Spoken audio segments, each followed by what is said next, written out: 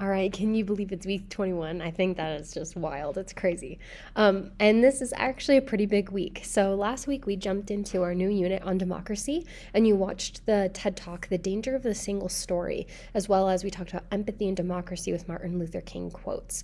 So we're going to keep this going into this week. You are going to prepare to create a story of yourself that does not just have a single story. In the TED Talk, she says, I all of these things make me who I am, the good and the bad, the joy and the pain, all of these complexities. And so I want you to think about all the things that make you who you are.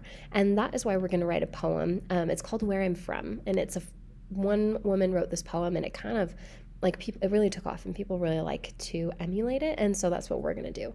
So you're going to write a poem that captures all the multiple stories of who you are, and then for the term, instead of reading one book or one thing, you are going to have the option between four young adult books, all relating on the same theme with democracy. So they deal with race in America, because I thought, well, what's something our democracy is facing? Because I think that school is a good, safe place to have these serious conversations about the real world and what's going on right now. So instead of having you read a single story, I want you will all read different ones, and then as we work together, we're getting multiple stories, multiple aspects all together. So you'll get to choose what book you want to study for the term.